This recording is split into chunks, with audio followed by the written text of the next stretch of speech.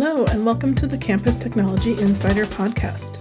I'm Rhea Kelly, Editor-in-Chief of Campus Technology and your host. The digital transformation of higher ed has been going on for years, but the current pandemic has brought that process into laser focus and accelerated digital efforts perhaps like nothing else could. Institutions are going through deep shifts in culture, workforce, and technology, enabling new educational models, transforming operations, and even changing the whole value proposition of a higher education. Yet at the same time, digital transformation is so expansive it can be difficult to define and even harder to manage. For this episode of the podcast, I spoke with Betsy Reinitz, Director of Enterprise and IT Programs at EDUCAUSE, about what digital transformation means, how to start a DX journey, the biggest obstacles to DX, and more. And by the way, in the course of our conversation, Betsy mentioned several useful online resources to help institutions engage with DX. I've included links to those in the episode description. Here's our chat.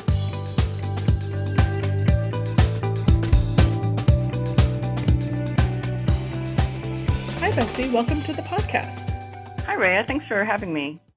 I'm really excited to talk all things digital transformation. Digital transformation is one of those things that I think everyone kind of understands what it means. They understand that it's important. It's a big part of the EDUCAUSE top 10 IT issues for the coming year. But then if you ask me to articulate a definition, I find it really hard to nail down. So how do you answer the question, what is DX? Yeah, it is kind of a hard one, but I'll start with the EDUCAUSE definition. So several years ago, we worked with a number of people in the higher ed community to think about what DX means for higher ed specifically. And this is what we came up with as a formal definition. We define it as the process of optimizing and transforming the institution's operations, strategic directions, and value proposition through deep and coordinated shifts in culture, workforce, and technology. There are a lot of words there, but I think the really important bit is that this emphasis on institutional change, which we think of as a hallmark for DX. And that's really a tall order, of course, to think about institutional change. So we like to describe it as a series of iterative journeys that build on each other.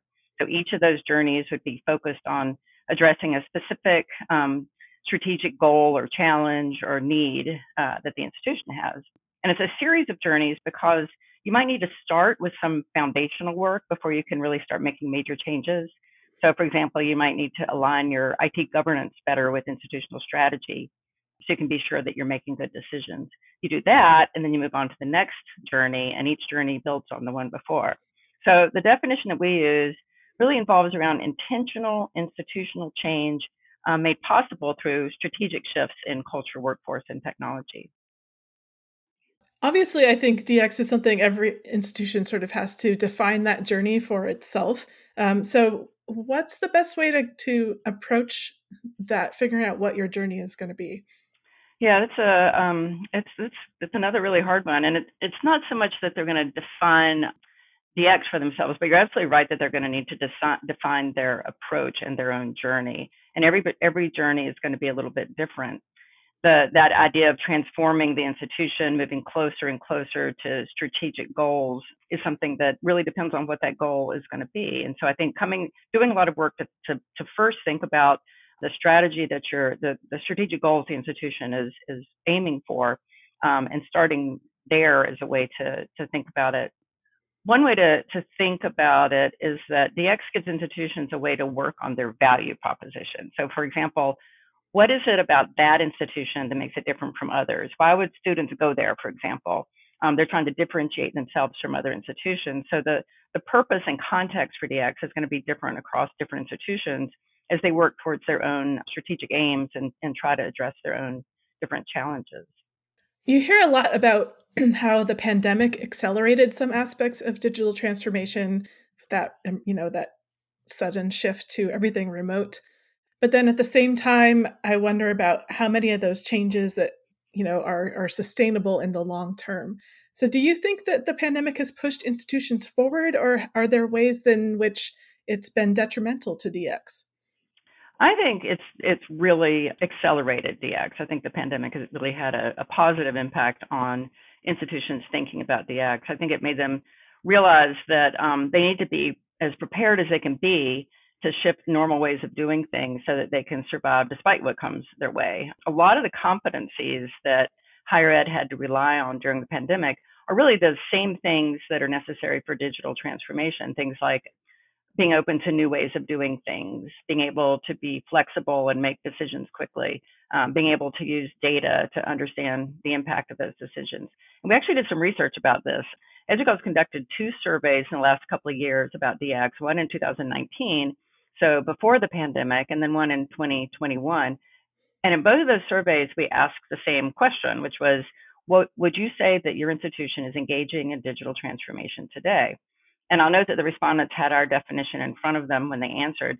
In 2019, in the first survey, 13% of institutions were engaged in DX, but in the fall of 2021, 44% are engaged, and that's a huge jump in a short period of time. I think those institutions that said they're engaged in DX, I think they understand it as a way to prepare for future unknowns. They're sort of future proofing themselves. They're getting better at change management, better at dealing with unexpected obstacles. Remember how many times we heard the word pivot in 2020? So DX helps institutions pivot, and not only just so they can make quick changes, but also so they can do it in a way that advances their strategic goals. But to your question about whether it's sustainable, I do think the pandemic was a wake-up call.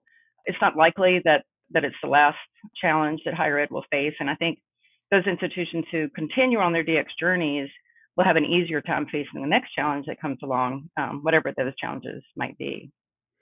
It seems like maybe the thing that accelerated the most was the culture change. Do you think that's true? I do, and I think culture is a really tough one. It's one of the barriers to doing a really good job with digital transformation. But I think that institutions were, their culture changed very quickly during the pandemic as they started to see the need to be able to move quickly and act quickly. And so I think that it pushed some of that culture stuff forward. But again, to look at the survey that we did recently, one of the things we asked about was barriers to digital transformation. And a cultural one was one of the ones that came up as still really a problem, and that is cross-institution collaboration. The sort of that as a barrier to digital transformation hadn't really decreased between our 2019 and our 2021 survey. There were 52% of respondents, I believe, who were still saying that that's a really major barrier. So that culture, it's still an issue, and I think it's always going to be the hardest piece about DX, because it really is a culture change. Mm-hmm. So when an institution is sort of taking those first steps on a DX journey, are there specific areas that they should look at to assess their readiness for digital transformation? Yeah, we've thought about this a lot, because I think when we first started thinking about what kind of resources people needed for DX, we realized that sort of where to start and really understand what your institution is ready for was a big thing to try to help people do. So we've put together a couple of different resources that I want to mention, and one is a self-assessment tool that helps people figure out where to start and what needs to be improved. So in this tool, you rate your institution's capabilities for DX in areas that we feel are important institutional competencies for digital transformation. There are things like strategic innovation, institutional alignment, flexibility and agility, diversity, equity, and inclusion, transformation of work and skills. Those are some of the big things that institutions need to develop their competencies in. And after you work through this self-assessment tool, it sends you back a report that includes recommendations for how you can advance those capabilities. And those recommendations are specifically based on your responses. And then another tool we've developed is a guide to designing a DX strategy. And this is a 6-step process that starts with the end that you're aiming for, the purpose, what's the main challenge or the main institutional goal you're working toward, and then walks you through a series of 6 steps to help you define and plan a DX journey. So I think those things taken together should really help people get a handle on where to start. It also seems like DX is just so expansive, almost too overwhelming to tackle. Are there sort of key goals or do you have advice for breaking the concept up into manageable chunks? Yeah, it really is. It can feel really big and unwieldy, I know. And that's one reason we talk about it as a series of iterative journeys. So you can you can break it into pieces, but still understanding where to start can be really hard, and breaking it down into some components is helpful. I personally think the best way to start is by thinking about the shifts in culture, workforce, and technology that go along with DX and that foster DX, and then working to improve your work in one or more of those areas as a starting point.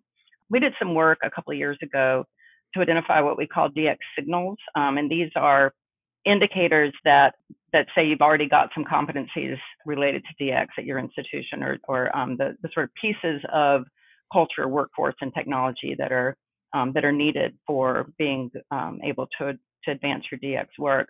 And there's a DX signals checklist in a roadmap that we recently published that lists all of these signals that we came up with, broken down by the categories of culture, workforce, and technology. So you can work through that checklist to get some ideas of where you might be able to start small with a DX project and then increase your capabilities in that particular area. So I think that starting small gives you some sort of DX related competencies to think about what you might be able to do to build on that and work this into a bigger institutional project. Using that self-assessment that I described earlier is another way to break it down into component pieces because of the way it's organized. That might make it easier to think about where you need to start and give you some ideas about where to begin your journey. That kind of reminds me of the thing you hear about in IT projects, like do the low hanging fruit first to get some easy wins. It helps, like, gain support among others in the institution, things like that. Yeah, I think that's really true. I mean, I think one of the things you really need to do is get your executive leadership on board, and if you can show some real reason to do this easily and quickly, then it can go a long way towards getting that trust from your leaders. So EDUCAUSE has created this digital transformation website, dx.educause.edu, and I think it's just a really wonderful collection of resources. I'm sure it has links to those assessment checklists and everything seems to be in there. But I noticed that it breaks the journey down into 3 phases: learn, plan, and do. Could you talk more about that? Yeah, as we were starting to put together our resources for DX a few years ago, we really latched onto this idea of it being a journey, which I've mentioned a few times. And so we wanted our resources that we put together to kind of represent that concept of a journey as well. And so we came on this idea of putting together a roadmap that has these 3 phases that you mentioned of learn and plan and do as the sort of 3 phases that institutions need to go through to be successful with DX. So it sort of mirrors that idea that we have of DX being a journey, and then this roadmap is going to guide you along in that journey.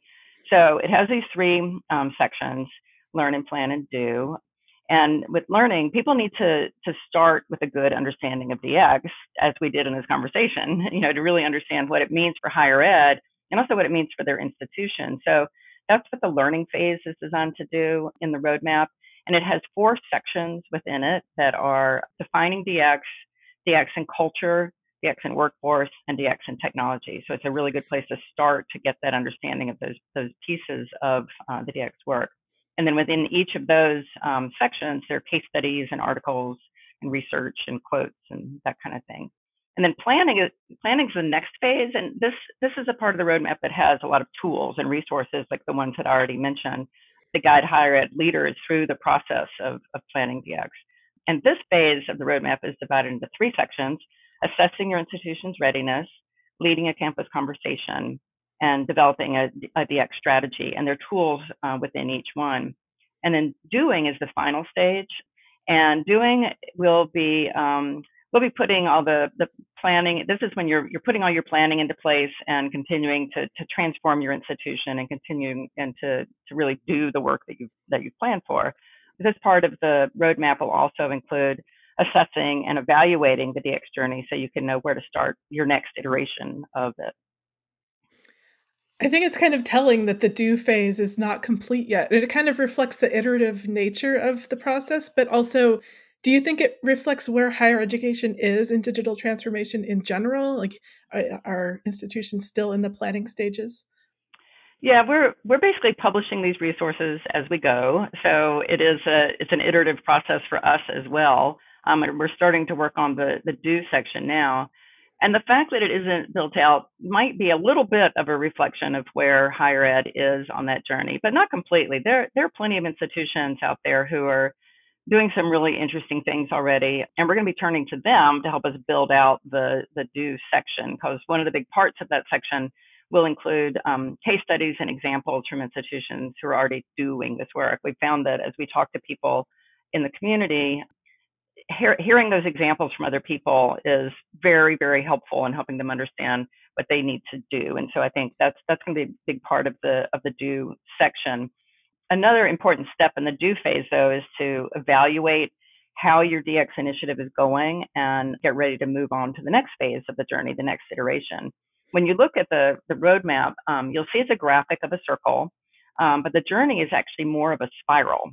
When you're done with the do part of your journey, it's time to spiral up to the next iteration of the journey. So you need to assess your progress and get ready to build on that for the next phase of the journey. So the do section of the roadmap will include those examples and case studies that show how others are doing it, but it'll also have these tools and guides for assessing your own project and being able to move on and determine what the next step is in your journey. I mean, is there a definable finish line for DX, or is it just ongoing? Well, that is a good question. I don't think there's really a finish line. It's not something that you finish. I think that technology is going to continue to evolve. Higher ed is going to continue to evolve. New challenges are going to continue to appear, and the institution is always going to need a way to continue to adapt and transform. So I think the actual work related to DX will change for each institution as they move through their journeys, and as they do that spiraling up, they'll think about what the next phase of this may be, and they might move on to a different challenge that they're working on.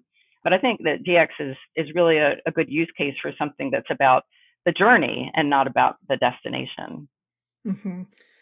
Let's talk about the obstacles to DX. Sometimes the things that immediately come to mind are sort of the siloed nature of a lot of institutions, data governments, the leadership structure, culture change.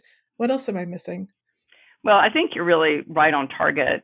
And, as I said earlier, I think the biggest barriers really tend to be cultural resistance to change, tendency for risk aversion, lack of trust in data to inform decisions. And as we were talking about earlier, that cross-institutional coordination.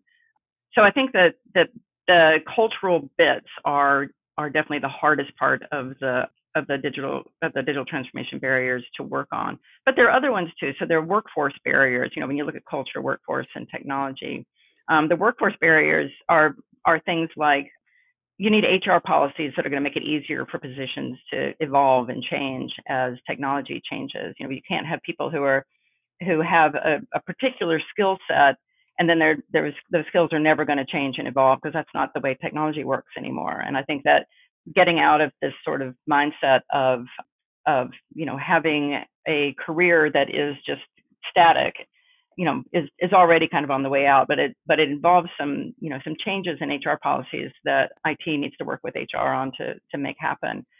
And some institutions will have some technology barriers as well. They may need to work on streamlining or simplifying as early parts of their journeys, or their data infrastructure might not be in very good shape.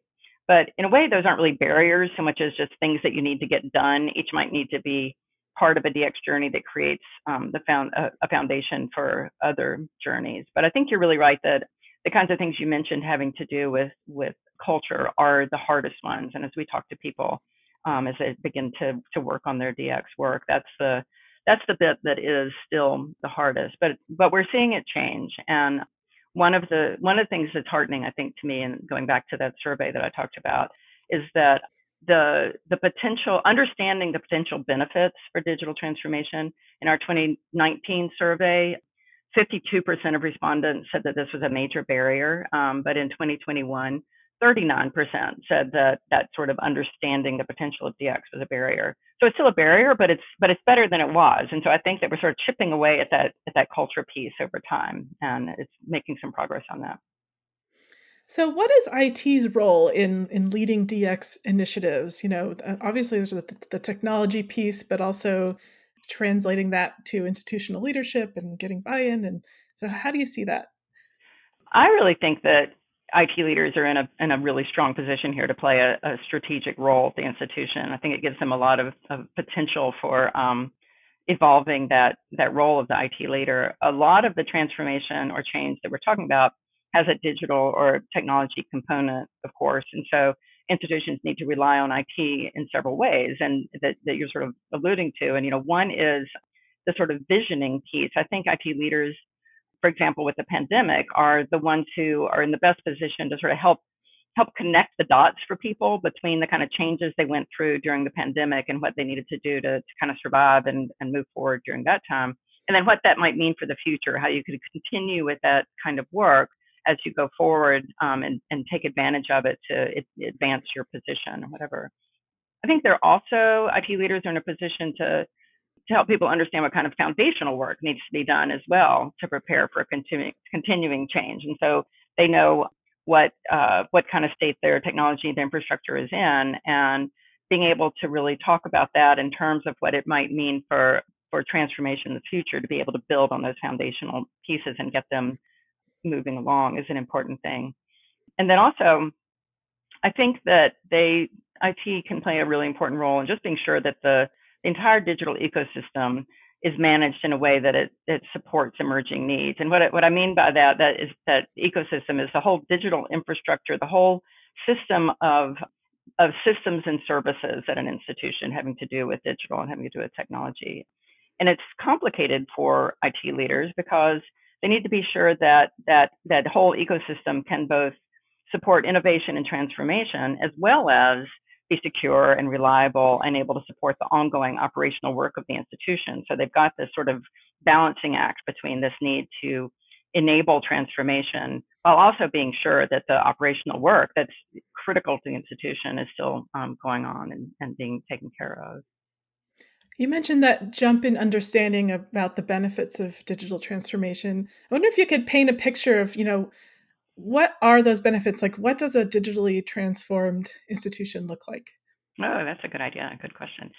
I think the main thing is that you've got the work of the institution all sort of aligned with institutional mission and goals. I think that's the ultimate goal that you're aiming for with digital transformation, that you've set up and since we're talking about digital, you've set up your digital world and your technology world in a way that it is able to support and enable whatever kind of institutional change and evolution and transformation is necessary. So things are flexible and agile and able to respond quickly. You have a data infrastructure that is well connected and integrated and able to provide the kind of information that leaders need in order to make decisions. And you also have a kind of culture where that kind of data informed decision making is important and meaningful and trusted. So I don't think we've talked about that a whole lot, but there's a big data and analytics component to digital transformation that I don't think you can be a very mature institution in a digital transformation perspective unless you're relying on data to inform your decision making. So I think that sort of ability to pivot and to take advantage of what's out there, but in a way that really furthers your institutional mission. And that's why, to go back to that value proposition thing, the whole thing is about making sure that the institution is able to survive and thrive into the future. And you do that, in my opinion, by working in a way that you're aligning all of this stuff with those strategic institutional goals. Well, thank you so much for coming on. Thanks for having me. It's been a lot of fun.